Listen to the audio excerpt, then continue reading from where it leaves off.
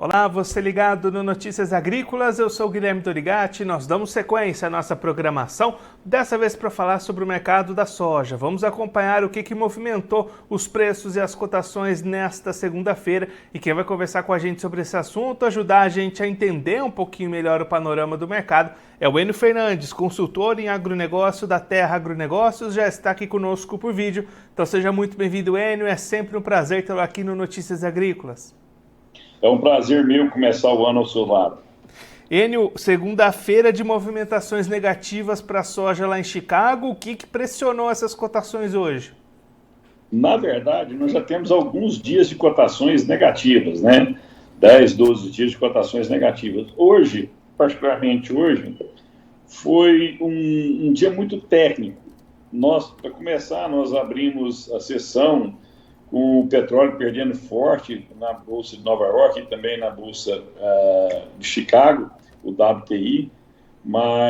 E essa queda por quê? Porque a Arábia Saudita ela cortou o preço do barril de petróleo na tentativa de aquecer a demanda. Cortou o preço do barril de petróleo para os países da Ásia. O petróleo é a mãe de todas as commodities, isso já pressionaram as commodities. Mas no final do dia, nós também estamos tendo vendas técnicas, né? Os fundos de investimentos estão vendendo soja, vendendo milho, baseado nessa boa pluviometria que está caindo no Cerrado brasileiro. Essa semana, particularmente, nós temos muita chuva no centro-norte de Mato Grosso, norte de Goiás, quase todo o Cerrado recebendo chuva e já recebeu chuvas recentemente. Então, eu tenho um fator técnico, que é tanto a queda do petróleo, quanto a ação dos fundos, que não estão preocupados em ter a soja, não é um movimento financeiro. E nós também temos algumas vendas, não de produtores brasileiros, mas de produtores norte-americanos, né? O ponto é que, na minha visão, Chicago já caiu bastante, os estoques de passagem nos Estados Unidos são muito tênues, não são robustos, e essas vendas devem estancar logo, logo. E aí, nessa semana, a gente tem informações importantes, divulgações da Conab, do USDA. O que a gente pode esperar desses números que vão ser divulgados aí essa semana? Você tocou num ponto extremamente importante. Desde a semana passada, de terça-feira em diante, quando o mercado abriu, a gente já comunicava aos nossos clientes que não seria uma semana boa de precificação. Primeiro, porque a primeira semana foi de volumes, a gente acreditava que seria, de volumes abaixo do normal. Isso aconteceu. E depois que agora todo mundo vai esperar o número do USDA. Por que eu vou tomar uma posição de risco se o USDA solta o seu relatório de oferta e demanda mundial, o supply and demand, agora na sexta-feira? Então, o mercado está aguardando pelos números do USDA. É natural que nós tenhamos uma queda na produtividade brasileira, consequentemente na produção brasileira. Todas as consultorias já cortaram seus números, né? Nós temos consultorias desde 149,9 milhões de toneladas até 158 milhões de toneladas, você tem um leque enorme de projeções. O nosso número da Terra Agronegócio é 153,5, a gente divulgou uma semana antes do fim do ano, logo depois do Natal. Agora, é muito pouco provável que o USDA faça um corte muito agressivo na safra brasileira. Não é assim que ele se posiciona. Historicamente, órgãos que têm muita relevância no mercado, como o USDA, o Federal Reserve, Banco Central dos Estados Unidos, o Banco Central Brasileiro, esses órgãos eles vão direcionando o que eles estão enxergando de determinado índice, no caso do USDA, o que ele está enxergando das safras ao redor do mundo, e isso vai posicionando o mercado. Então, quedas nós devemos ter, mas nada muito agressivo. Outro ponto interessante é que nós temos uma prévia já do USDA, né? Quarta-feira agora, a Conab, Companhia Nacional de Abastecimento, vai soltar os seus números, o seu quarto boletim de levantamento de safra. E se você reparar, a Conab e o USDA têm andado muito próximo, os números têm andado muito próximos. O número da Conab vai dar uma boa sinalização para nós, o que o USDA deve promover. E no final do dia, os produtores estão muito receosos de fazerem venda, até porque eles não estão seguros da sua produção. Então, quando eu ponho tudo isso junto, eu acredito que logo, logo nós vamos ter essas vendas foram vendidos até demais, né? Os fundos estão com 200 mil contratos longos no milho, 60 mil contratos novos no farelo. Então, acho que logo, logo nós vamos ter uma respirada em Chicago. E aí, até nesse cenário, né, o produtor que participa aqui com a gente todo dia, manda mensagem, participa da nossa programação, a preocupação e a pergunta que ele sempre faz é, diante dessa queda que a gente vai ter na safra, por que os preços não estão subindo? Então, a gente pode esperar uma melhora nesses preços depois desses novos números, você acha? Bom, aí vamos com calma. Por que os preços caíram? É que quando eu somo a safra brasileira mais a safra argentina, eu tenho uma safra eu não vou falar do Paraguai, porque o Paraguai é 10 milhões de toneladas, né? Se eu vou olhar a soja no mundo, eu tenho que olhar Estados Unidos, Brasil e Argentina. O Paraguai colhe 10 milhões de toneladas. Goiás, no ano normal, colhe 17, quase 2 paraguaios.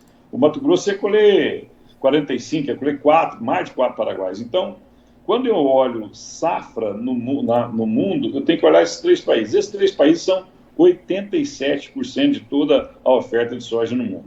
Os Estados Unidos, eu já falei, nós tivemos uma queda de safra lá, uma produtividade um pouco menor. Quando eu pego a demanda projetada e o estoque projetado, o estoque de passagem deles é frágil, não é robusto, não é tranquilo. Então, isso já é um limitador de quedas. Quando eu vou olhar para o Brasil e a Argentina, quando eu somo o que aconteceu ano passado com o que eu somo o que está acontecendo esse ano, a Argentina vai ter uma safra muito boa. Nossas fontes na Argentina afirmam uma safra de 50 milhões de toneladas. O dado do USDA é 48. Só que o ano passado a Argentina, no número do USDA, colheu 25. Se ela colher 50, é 25 milhões de toneladas a mais. Então, a América do Sul, por si só, já está entregando um volume maior. O Brasil precisaria ter novas quedas para isso acontecer. Só que eu queria deixar um adendo aqui que pouca gente está discutindo. Primeiro ponto é o seguinte, a safra brasileira ela está muito lenta. Nós iniciamos a colheita e nós não terminamos o plantio ainda. Falta 1, 2% a ser semeado de soja no Brasil. Então, essa colheita foi escalonada. Ao ser escalonada, a colheita também vai ser escalonada. Então, a pressão nos portos vai existir, logicamente. Se a safra for de 150, 155 milhões de toneladas, nós vamos ter, sim, pressão nos portos. Só que não vai ser tão intenso quanto foi o ano passado. O ano passado foi um ponto fora da curva. Segundo ponto que todo mundo está discutindo, analisando, a safra da Argentina é uma safra grande. Mas quanto que a Argentina vai exportar? A Argentina vai exportar, se colher 50 milhões de toneladas, que deve até colher, 6, 7 milhões de toneladas, 8 no máximo, porque ela vai precisar utilizar seu parque fabril. A Argentina é especializada em exportar farelo de soja e óleo de soja. Então, nesse contexto, eu compro a safra, eu processo a safra e aí eu vendo a safra. No caso da Argentina, logicamente, isso já entra no número dos demandadores, porque lá na frente eles sabem que vai ter oferta. Mas eu tenho um problema agora. Nós não temos tanta soja no mundo. A soja norte-americana está cara frente à soja brasileira. Nós temos um problema de logística nos Estados Unidos, tanto no canal do Panamá, então nós temos um problema de logística lá. E a safra brasileira chegando. Então, em teoria, a safra brasileira deve ganhar mercado. Tanto é que nós estamos vendo boatos de cancelamentos de operação de compra nos Estados Unidos e comprando no Brasil. Isso prejudica Chicago, sim, mas ajuda os prêmios nossos. No final do dia, eu acho que o cenário não é tão alarmista quando alguns estão pondo sobre a mesa. Não estou falando que o Chicago é altista, não estou falando que nós vamos ter ralis fortes de altas, mas o produtor não precisa desesperar. Se ele não desesperou para fechar os preços que foram ofertados, quase todas as consultorias criaram estratégias de venda quando Chicago estava 14 bushels points, 13,50 bushels points, 13,70 bushels points. Agora 12,50 você não precisa ser desesperadamente vendedor, mas não pode perder as oportunidades. O que às vezes a gente fica preocupado, né, ou frustrado, é que o mercado deu sim inúmeras oportunidades para o produtor travar.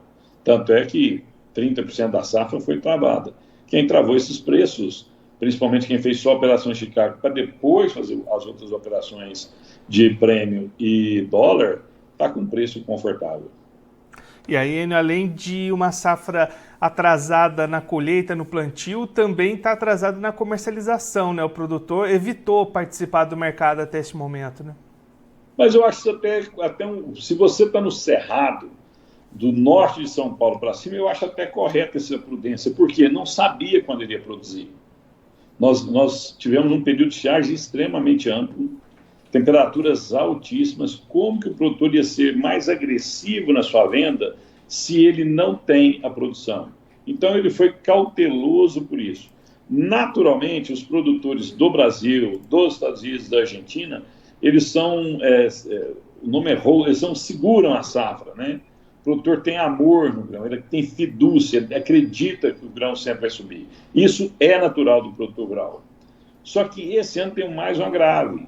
Ele não sabia quando ia ser a produção dele. E as chuvas voltaram agora, e a grande maioria dos produtores ainda estão estimando qual vai ser a sua produtividade. Tem muita soja nova no Mato Grosso. O Mato Grosso está colhendo, mas tem muita soja nova. Tem muita soja nova em Goiás, tem muita soja nova em toda a região do Mapitobá. Então tem muita soja nova, está muito cedo ainda, a gente precisa ver se essas chuvas vão consolidar. Com essa incerteza da safra, com um clima extremamente quente e seco, o produtor ficou com receio de avançar nas vendas. Conforme ele tem segurança da safra, ele deve avançar sim nas suas posições de venda. E lembrando, de novo eu falo, mesmo que a gente colha 150 milhões de toneladas, a Argentina colha 50, quando tem uma produção na América do Sul de 200 milhões de toneladas, é uma boa safra, mas não é uma safra desesperadoramente grande, não é uma safra fantástica, né? Nós perdemos muito, 15 milhões de toneladas no mínimo nós perdemos de safra. Ou seja, no caso do Brasil, é uma safra dentro do conforto, mas não é uma safra absurdamente alta. Quando eu olho para a Argentina, eu já expliquei, é uma boa safra, mas a comercialização do produtor argentino é muito mais lenta, é muito mais cadenciada. E quando eu olho para os Estados Unidos teve uma safra menor, os estoques projetados vão ser pequenos. Então eu não vejo, o produtor tem que estar atento, mas não desesperado. Outro ponto interessante é que pouca gente está comentando, é que o esmagamento, na minha visão, na visão da Terra Agronegócio, deve crescer nos Estados Unidos, devido às novas plantas que estão lá, principalmente plantas de biodiesel, e aqui no Brasil, em março, nós já temos o B14, ou seja, é mais demanda por óleo biodiesel, e nessa maior demanda por biodiesel, eu vou ter que ser competitivo, sim, na exportação de farelo e óleo das sobras, né? Mas eu tenho uma demanda maior por soja. Então, o mercado deve ofertar oportunidades para esses produtores. Enio, muito obrigado pela sua participação, por ajudar a gente a entender um pouquinho melhor este cenário para os preços da soja. Se você quiser deixar mais algum recado, destacar mais algum ponto para quem está acompanhando a gente, pode ficar à vontade. Bom, eu queria dar um recado aos produtores. Tem muita informação boa no mercado, tem muitas consultorias boas no mercado. Quando a gente vai tomar uma decisão de investimento, logicamente, o que pesa é a nossa visão de futuro, é o nosso coração. 2 e 2 nunca é 4 na vida real, né? Você tem várias transformações.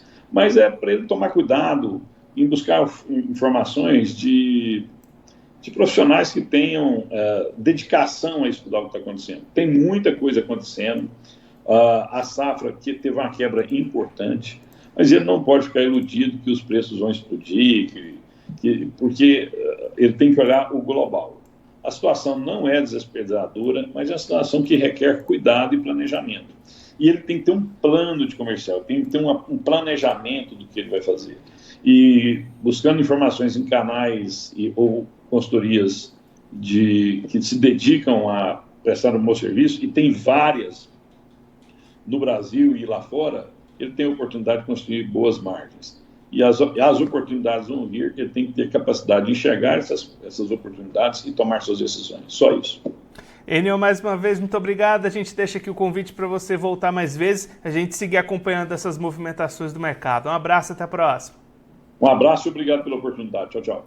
Esse, o Enio Fernandes, consultor em agronegócio da Terra Agronegócios, conversou com a gente para mostrar como é que está o cenário para o mercado da soja. Preços caíram nessa segunda-feira lá na Bolsa de Chicago, e aí o Enio explicando as movimentações de baixa vindas da queda do petróleo, dos preços do petróleo, e também um movimento de vendas técnicas dos fundos que venderam soja e milho nesta segunda-feira, por isso Chicago recuando neste primeiro dia da semana. Daqui para frente, o Enio destacando a importância dos números que vão ser divulgados nesta semana, primeiro da Conab na quarta-feira, depois do USDA na sexta-feira, com expectativas de produção. A expectativa do mercado é que os órgãos reduzam a projeção de produção no Brasil, mas nada muito drástico, ainda seguindo um conservadorismo em reduzir esses números, mas a expectativa do Enio Fernandes é de que os preços possam melhorar, pelo menos levando em consideração os prêmios aqui no Brasil. E aí o produtor brasileiro que está iniciando seus trabalhos de colheita neste momento deve conseguir melhores condições de comercialização para sua safra, levando em conta este cenário internacional que tem estoques menores nos Estados Unidos, perdas de produção aqui no Brasil, e na Argentina, apesar de uma safra maior do que a do ano passado, tendência de dificuldades na comercialização argentina, e aí tudo isso pode melhorar o cenário de comercialização daqui para frente para o produtor brasileiro. Agora, antes da gente encerrar, vamos verificar como é que ficaram as cotações nas bolsas nesta segunda-feira. Começando pela Bolsa de Chicago, a soja, você vai ver aí na tela, soja recuando, como o Enio explicou aqui pra gente. Janeiro 24 valeu $12,37 o bushel, perda de 12,75 pontos. O março 24 foi cotado a $12,45 o bushel, perda de 10,50 pontos. O maio 24 foi cotado a $12,55 o bushel, perda de 9,25 pontos, e o julho 24 valeu $12,61 o bushel, queda de 8 pontos. Agora o milho também recuando nesta segunda-feira, justamente em função do petróleo, como o Enio destacou aqui pra gente. Março 24 valeu $4,54 o bushel, perda de 6,25 pontos, mesma queda do maio 24, que foi cotada a $4,67 o bushel. Julho 24 valeu $4,77 o bushel, perda de 6,50 pontos, e o setembro 24 valeu $4,81 o bushel, queda de 5,25 pontos. Para encerrar, cotações do trigo na tela para você, trigo também recuando bastante nesta segunda-feira. Maio 24 valeu $6,09 o bushel, perda de 17,75 pontos. Julho 24 caiu 17 pontos e foi cotado a $6,18 o bushel. E o setembro 24 valeu $6,29 o bushel, perda de 15,75 pontos. Agora eu vou ficando por aqui, mas a nossa programação volta daqui a pouquinho. Notícias agrícolas, informação agro-relevante e conectada.